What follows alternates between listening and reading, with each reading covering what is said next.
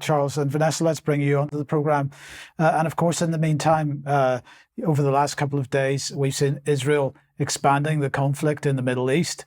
And other countries beginning to be targeted in order to achieve Israel's objectives. Yeah, well, in the last 24 hours, actually, but yes, beginning with the direct confrontation with Yemen, which we talked about last week.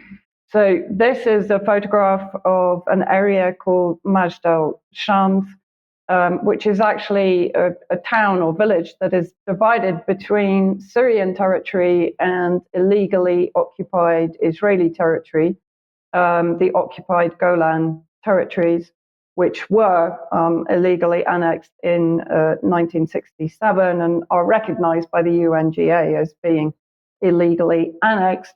And there, a couple of days ago, there was an attack or there was an incident in a playground in Majdal al-Shams, which killed 12 children and youth members of the local Druze community.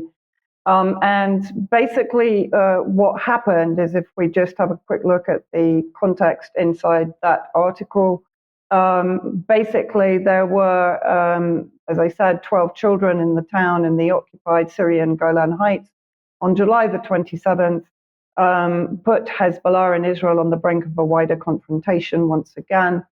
After the attack, Israel announced that the explosion that killed the 12 children was caused by an Iranian-made rocket fired by Hezbollah. The Lebanese group denied vociferously the accusation and said the explosion was caused by an Israeli Iron Dome round that malfunctioned, which is the far more likely incident, because there would be no point in Hezbollah targeting what is effectively a Syrian town occupied by the Israelis. And in fact, when various Israeli officials tried to attend the funerals in Majdal Shams, they were booed and told to leave in no uncertain terms. And this is just a short video of Netanyahu's reception when he tried to attend the funeral ceremony in Majdal Shams.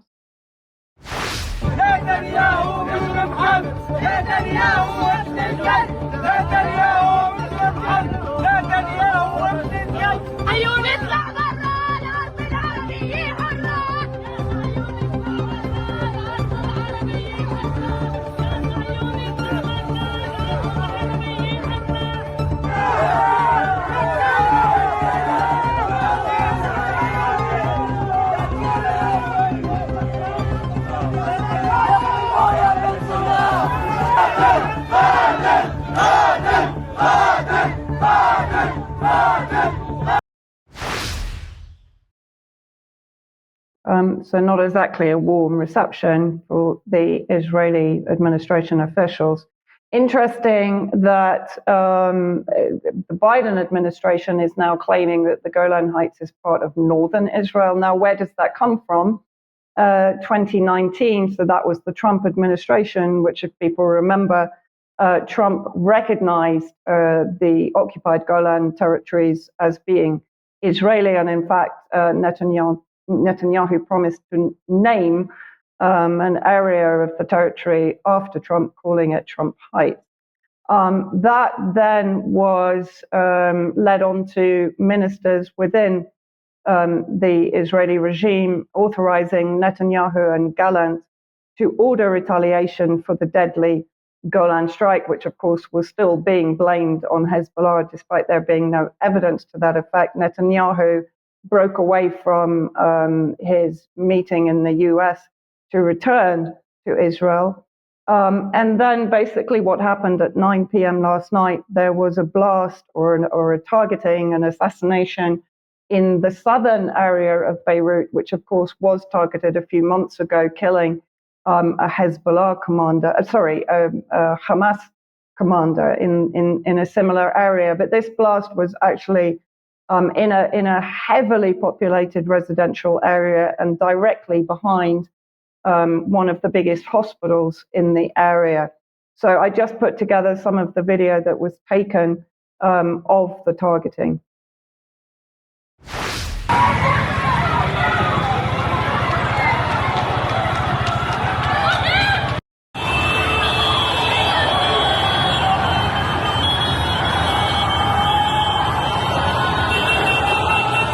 يلا البسي البسي.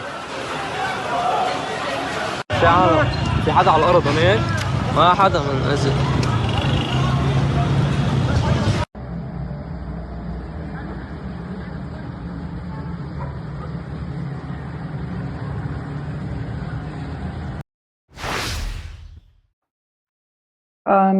There were, in fact, 80 injuries, 3 deaths, 1 woman and 2 children.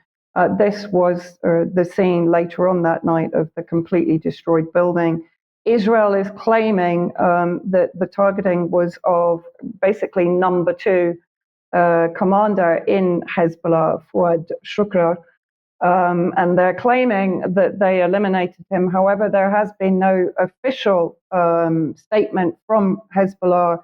It is believed that he was found alive in the rubble, badly injured and taken to hospital. So everyone is still waiting for an official announcement from Hezbollah. And until that moment, we can't acknowledge that he was assassinated. The children that were killed, Hassan and Amira Fadlallah, 10 and 6 years old, and a young woman, Basila Beydoun, also killed in that attack. All 3, obviously, civilians. The reaction immediately from particularly foreign officials, this is David Lammy, telling UK citizens to leave Lebanon immediately and not to travel to northern Israel. At almost the same time, I'm not sure of the exact time, but the US carried out a strike in Iraq against the Kataib Hezbollah and the PMU base south of Baghdad, assassinating those that they claimed had been responsible for drone attacks on the illegal US occupation bases in Syria in particular, but also in Iraq.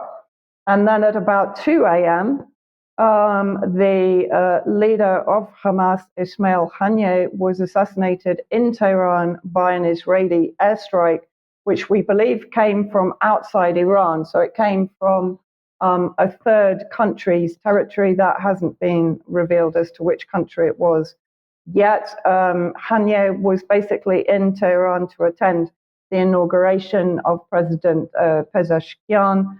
So effectively, Israel, while negotiating with Hamas, has just eliminated the chief negotiator. So now what has happened, Israeli airspace is closed from Hadara to Haifa line northward, state-run broadcasting authority. Deputy head of Russian Foreign Ministry calls the killing of Hamas Politburo chief unacceptable political murder that will escalate regional tensions. In the first statement on Israel's strike in Beirut's southern suburbs, Hezbollah confirms, as I said, that Shukr was in the building hit by Israeli airstrike, but his fate is still unknown. Iran has vowed revenge and retaliation for Haniyeh's assassination, inevitably because he was a guest in Iran when he was killed and his bodyguard was killed with him. There are reports that the US is shifting its assault ship to the Mediterranean to deter an escalation of the Israel-Lebanon conflict. The amphibious assault ship USS Wasp entered the eastern Mediterranean this week as the US positions warships to try to keep fighting between Israel and Hezbollah in Lebanon from escalating into a wider war.